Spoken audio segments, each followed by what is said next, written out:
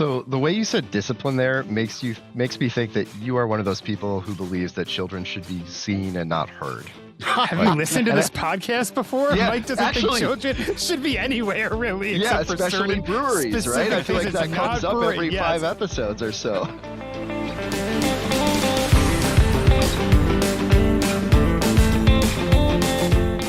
Hey everyone, I'm Mike. And I'm Andrew. And we're the Midlife Guys. So I am very excited to welcome back our friend Braxton. Back by popular demand. By popular demand. Very popular.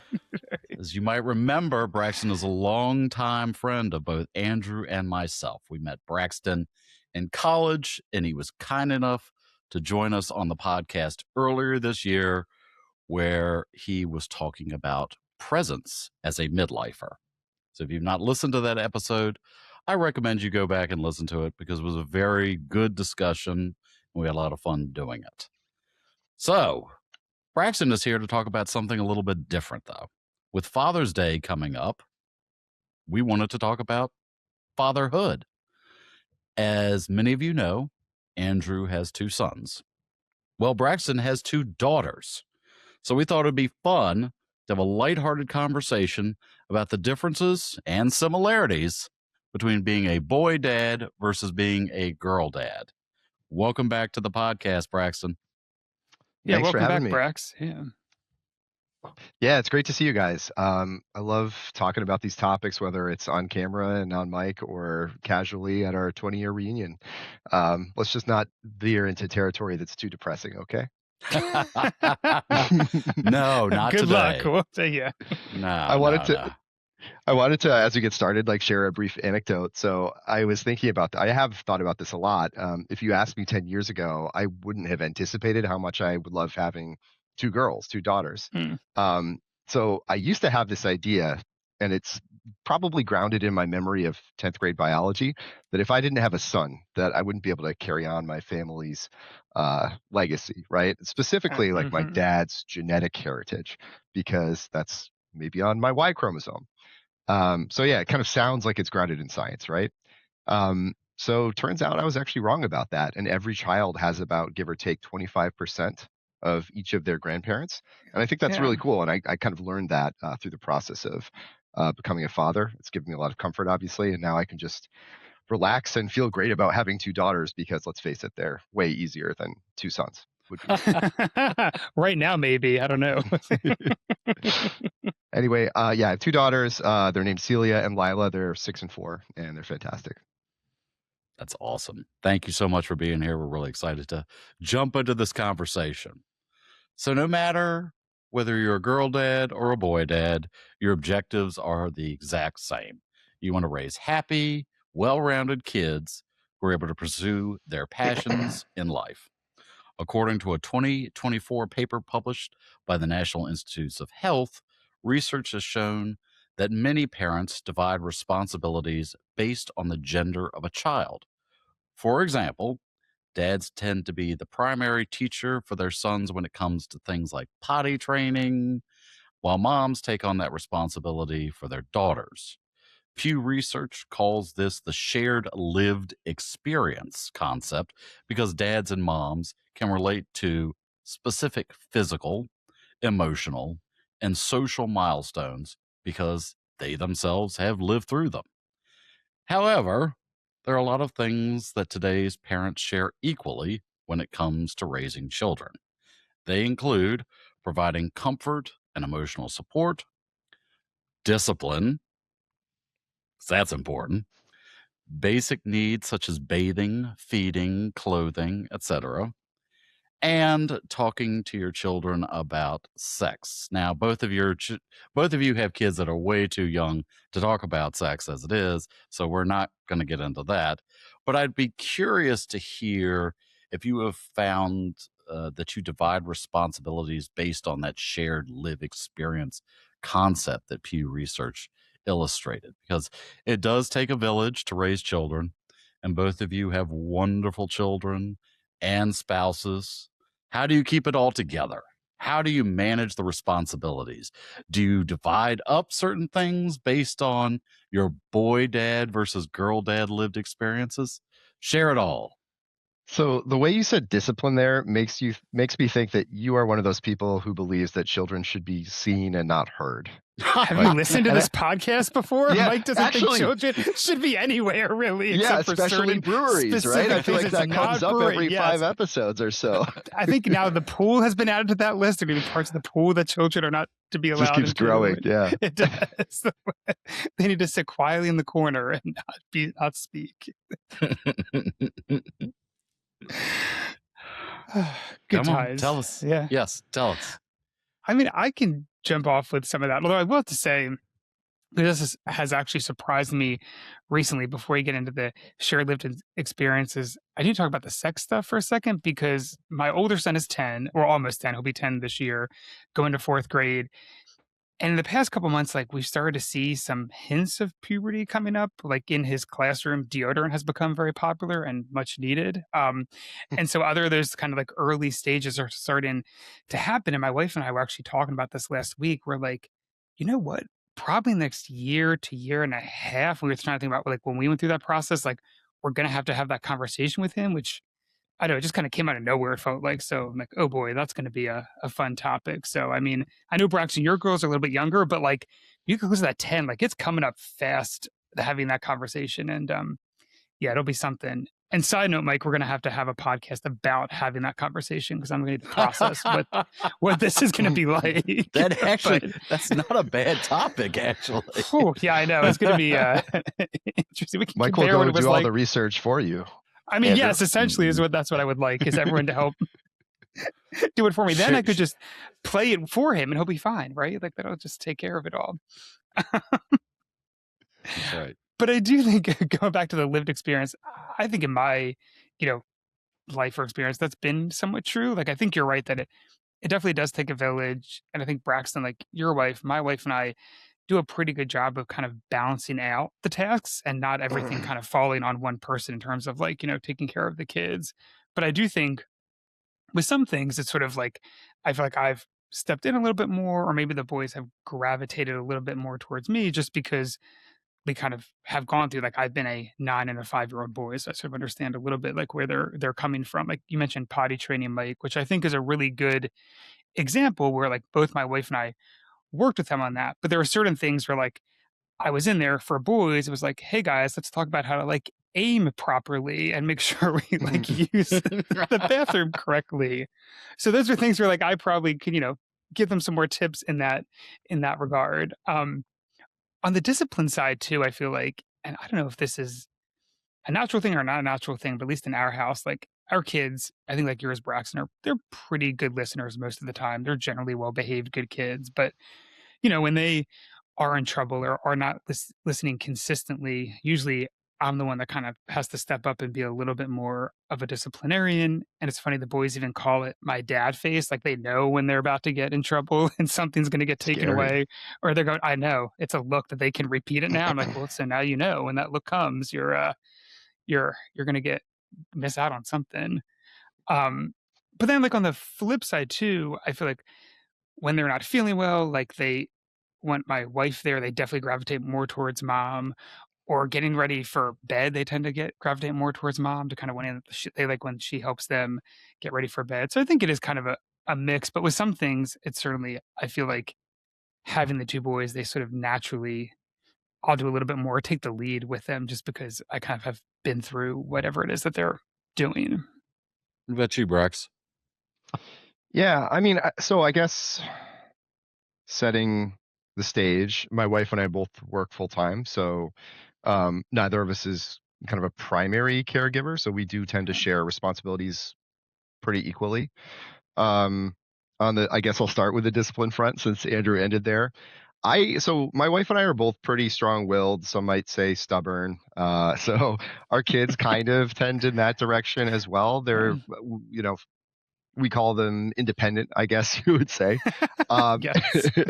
So discipline, that's an area that I think both have had to lean in. So we don't want to crush their spirits. We need them to get, but we need to, them to get ready for school. We need them to get ready for bed basically in a timely fashion. I would say both of those two parts of day are probably the highest stress for us. Yeah. And the rest of everything we do is more or less on cruise control, other than some like occasional outbursts or whatever of one kind or another. But just though So too with boys, real quick, yeah, Braxton, bedtime is by far the biggest pain point we have as well. So that's kind of okay. interesting that maybe that's true for all kids. Bed is it's a struggle every night, like getting down for bed. Yeah. The stakes feel a little bit lower though, because I think in the morning we're trying to get out the Right. door for work. Like both of us Yeah. have to go to an office with some frequency, and that's stressful. Yeah. With discipline though, I think the rhythm we have tended to find is that if one of us is in focus mode with the kids trying to accomplish a certain part of that routine and it starts to go very far south, then that one will back off because the kids have suddenly realized that, you know, they've got bad feelings towards us in that moment. The other can step in and be the good cop and sort of work towards an equitable solution of some kind. So both of us, I think, are comfortable playing both the good cop and bad cop roles. I don't know that the girls see us that differently from a discipline perspective, which, you know, is a little bit of a contrast, Andrew, to what you expressed. With the basic need stuff, I think we're about 50-50.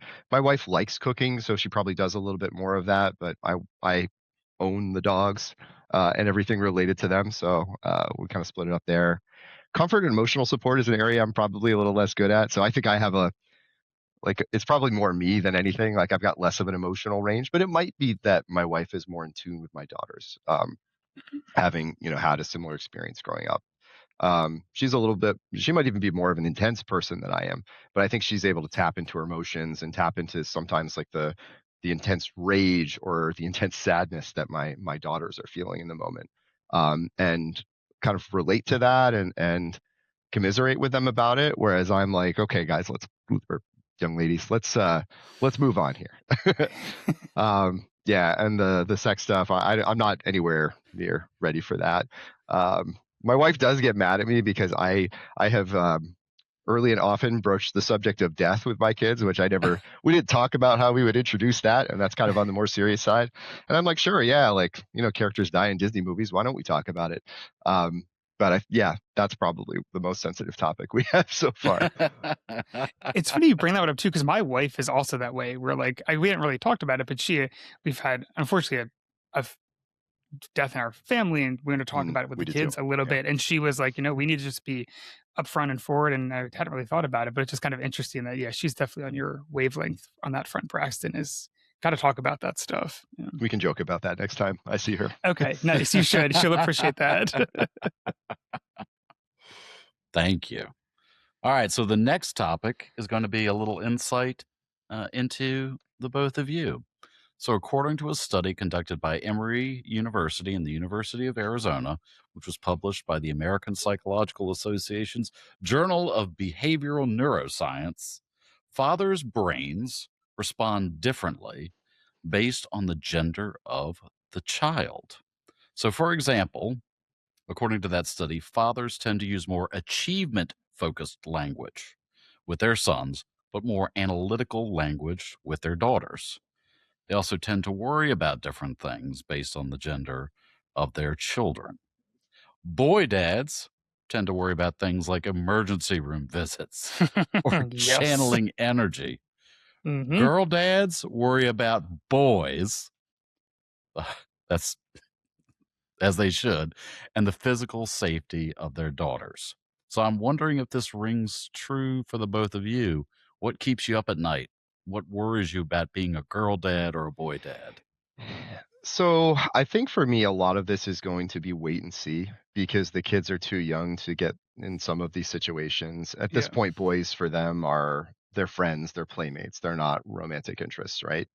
You know, every time I tell people that I have two daughters, they say something along the lines of, better go buy a shotgun. And I don't feel like that's going to be the case for me. I think I'm going to be relatively relaxed when they get older, and that's a factor. But I can't say for sure. I think what more deeply concerns me, and this is going to be wait and see because of the macro landscape, is we don't know what social media will look like or what form bullying will take. And I think that's very different between boys and girls. And the girls reputationally are sort of the more devious ones, right? Where there's like cyberbullying and just reputational bullying that happens behind the scenes, and I'm really afraid of that for my daughters. Because yeah, I mean, I care so deeply about them, and I don't want them to be hurt in that way. So yeah, those are the things I think about for the future. Mike, with respect to that study and the achievement versus analytical language, I had to go and look that up because I felt like I needed examples of exactly what that was. So it's pretty interesting. I don't have sons, so I don't know if I would deal with them differently, but I do think that I wouldn't say that I encourage my daughters to be competitive or win at everything. And I'm not sure that I would with boys, but I could say I definitely don't do that. I do want them, and so does my wife, to be high achievers. So we are pushing them to learn, and we expect high quality results from them, whether it's like kind of fun workbooks or piano lessons, or now my older daughter's just finishing up kindergarten, so everything she had to do this year and with her homework and whatnot. The other thing I found interesting that was captured by that study is that girl dads are more attentive to daughters' vocalizations and spend more time singing and whistling with them, which I definitely do. We Do have, you that? Oh, you know, no, yeah. yeah, like, well, I whistle anyway, but I've near constantly had music on in my life in the house or in the car or, during bedtime routines, etc., for years now. So, um, that's been fun. Would I do that with boys? Maybe I wouldn't. Maybe that would be sort of a more like masculine experience, and I wouldn't lean into that so much. So I think that that is super interesting the way you're saying it, Braxton. And I wonder too if part of it's also just somewhat very kid dependent, because I think a lot of this is sort of we follow where our kids are leading us. Again, I only have boys. I don't have girls. So I don't know exactly know how it might be different if you have one of each. But like whistling and singing is just not a big thing that they naturally do or want to do. Whereas, and looking at that study as well, like the competitiveness stuff, 100% on point for how they look at everything. Kind of have always looked at everything. And so I was reflect on this too. And I think inadvertently, we tend to talk in competitive terms just because that's how they look at the world and look at like Mm, every part of their day is sort of something as a competition and not necessarily like an unhealthy competition, but that's just the frame they seem to have is always trying to kind of figure out where am I at or like what goal do I have to achieve or how do I get there, first or whatever. So I think that that's kind of been interesting is I wonder how much of that is sort of natural predisposition, generally speaking, of boys versus girls. Obviously, each kid's going to be different, but like in the general terms, I wonder if that's part of it too. yeah. Because we definitely, without we haven't really thought about this, I think speak in sort of those more competitive terms. We want them to be high achievers, like you mentioned with your girls, and sort of emphasize that as well. But I feel like the competition's kind of like the driving factor in a lot of our conversations, which I thought was kind of interesting, and I hadn't really thought about it before. Um, to other things, Mike, about, you know, boy dads being more concerned about emergency room visits. That is very true. I'm less concerned about my kids hurting someone else as I'm concerned about them hurting themselves or hurting me, because that's happened. I have had to get stitches twice from playing with the boys and had to have eye surgery once from playing with the boys. Um, Ooh, yeah, right. Luckily, they haven't had to do any of that yet. So I definitely, they're just so energetic that I do worry a lot about like, okay, guys, let's not hurt ourselves. Um, and that's something else that I'm hyper vigilant around too, which is just how increasingly boys are sort of um, maybe perceived, especially in school settings, and the idea of like because they are so active, is I think oftentimes there's been situations where boys are quickly, easily labeled as sort of like being disruptive or maybe having like ADD or ADHD or not being as organized as they should be. So that's something that I know at least I'm very vigilant. I think probably the best word is just careful of making sure that like how do you channel that energy in a good place and just kind of take all the energy they have, which can be great, and just make it be productive for sure.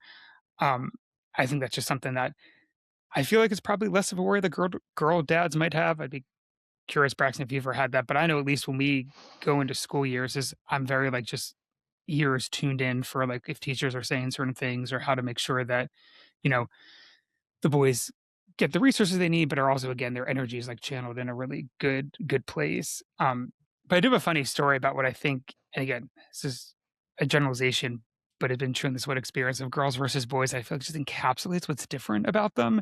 So my son, for his 6th birthday, we went to the local SPCA because he loves animals, and they have this like birthday thing you can do there. And so one of the things, and we invited a bunch of kids from his class, so his girls and boys. And one of the activities they have you do is make your own stuffed animal. It can be a little stuffed dog or a stuffed cat, but you make like your stuffed animal there. So we finished up that part of the activity. And so literally all the girls are sitting down and like coloring like something like a picture for their new stuffed animal friend. And the boys are literally running around tables, hitting each other with their stuffed animal and using it as a weapon. Just like this is a perfect encapsulation of, I think, like boys versus girls and how they're kind of different. And I just thought it was kind of pretty funny. I'm just like, okay, this seems accurate.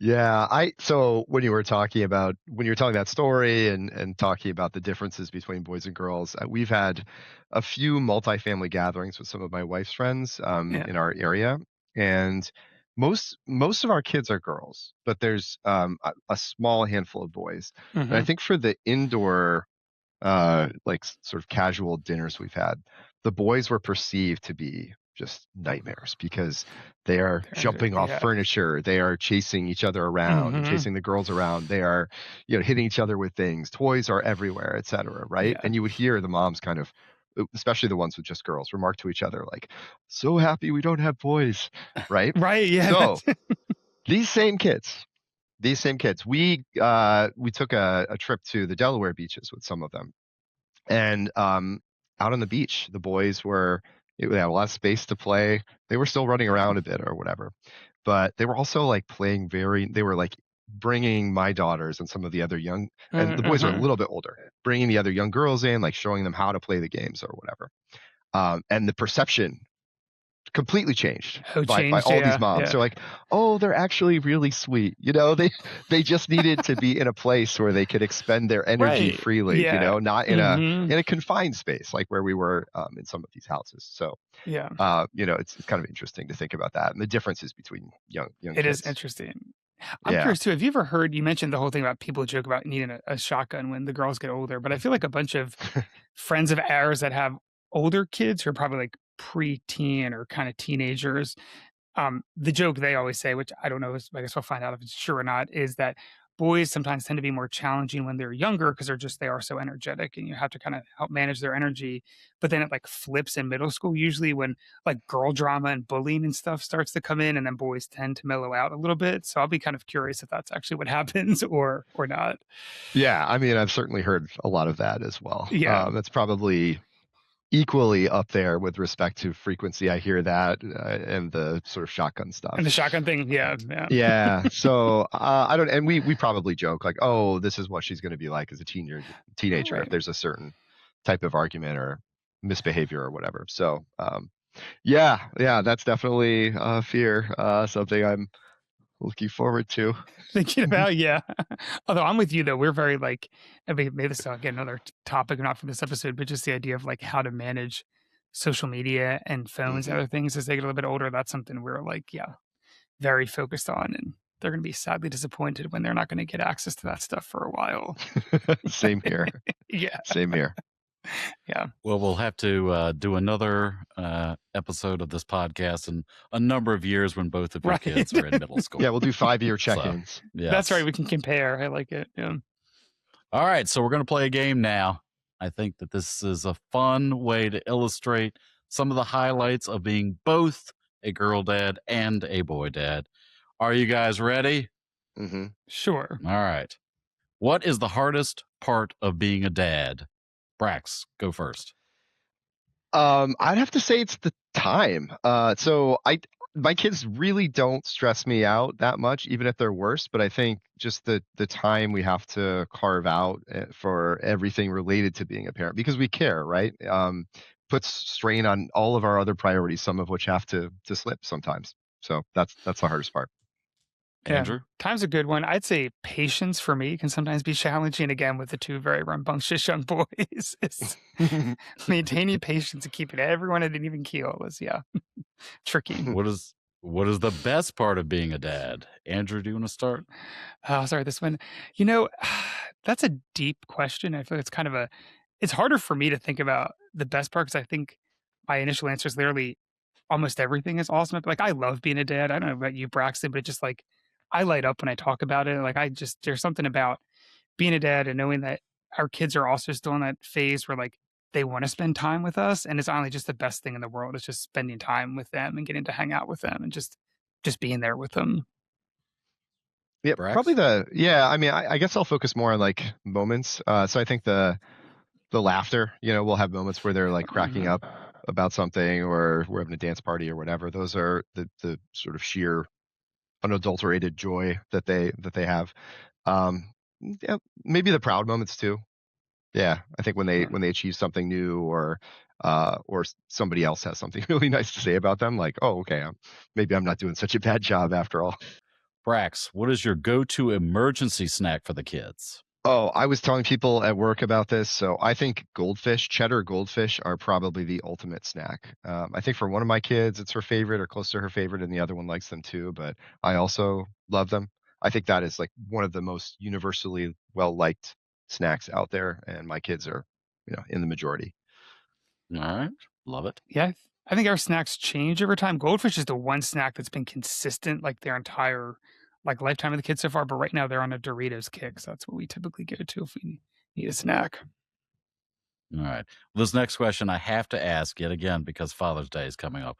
What did your dads teach you that you find helpful in being a dad yourself or being dads yourself? Andrew?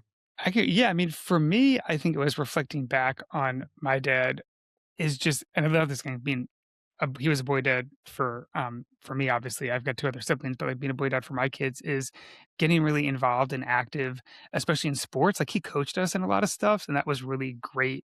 Just like bonding experiences, having that together. So I've tried to do that with my boys, and some of my favorite memories and experiences with them is when I've coached them in sports. So that's something that I've really enjoyed learning from him to do that. Brax? Yeah, I wasn't exactly sure how to answer this one. I think a piece of advice that my dad gave me and reinforced over the years is that time is our most precious resource. Yeah. So it's not only something that I apply to parenting, but I'm kind of constantly thinking about is that it wasn't really true for me when I was a little kid because I had all the time in the world to do Yeah. pretty much whatever I wanted. And now I have so many things I want to do and not nearly enough time to do them. So I think about that in my parenting and also how I manage my personal life more broadly. Excellent. All right. What's a mistake you made early on as a parent that you laugh about now? Brax? Yeah, I think I take sleep very seriously. I wouldn't call this a mistake, but it's just one of those many things that you worry about that maybe that you don't have to.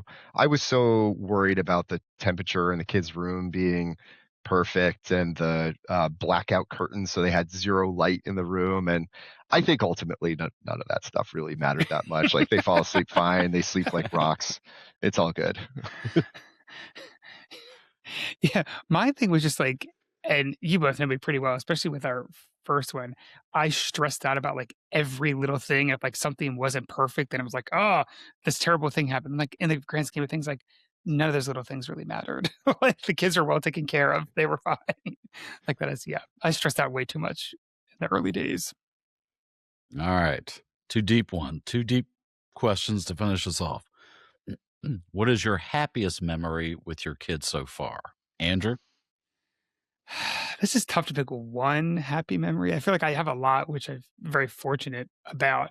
But one thing that came to mind for me is sort of a silly memory. But so we have down in our family room, kind of in our basement area, we have a pull-out couch, and sometimes the boys like to have what they call indoor sleepovers. So like we'll pull out the pull-out couch and like watch a movie or something and sleep downstairs. And so the last time we did this, they wanted me to do it with them. And so I just have this memory of like me laying in the bed with them on either side of me. They had both like passed out on top of me and just feeling really at peace and happy. And like, this is just really awesome to like have us all right in one spot. Brax? Yeah, I think I have a few that are sort of related. So my kids are really into, probably not unusual, I think. They're really into water right now, so swimming and water Yeah. parks, things like that. So we've gone to a handful of indoor water parks, and we've also gone to the beach a few times. And they just love being in wave pools or in the ocean. So there's just sheer joy and exhilaration whenever they do that. So that's been, and they want me to be there with them and kind of jump through the waves and things like that. So yeah, I love those moments probably the most. That's awesome. All right. Proudest moments as a father so far. I can follow up. right. So I mentioned my kids are in the water. They've been in swimming lessons for I think 2.5 or 3 years now, and we've been pretty much at the same place the entire time. So we know all the instructors and we go there all the time. So one particular sort of step up that they made was a more difficult advancement, and both of them, when they did that, they were student of the month, and they had their picture on the screen, and the manager there made a big deal out of it. So that I was really proud of them, each of them, on the day that they made that progression. Yeah, I'd say proudest. Again, it's tough because there are lots of proudest moments, but I'd say one of them, and I got an example of this, is just like seeing them turn into good people or become good people so far. Like my wife and I do work really hard to try to, teach them values that we think are important and how to behave in the world. And it's just, I feel a lot of pride when I see that in action. Like our older son, who will go out of his way to like help a friend who's down or who is being, bullied or ostracized or something. Like I've seen that happen a couple times. I just like not intervening just from afar, but I'm really proud seeing like him living out the values. Or like our younger son, who, for some context, I thought this was very sweet.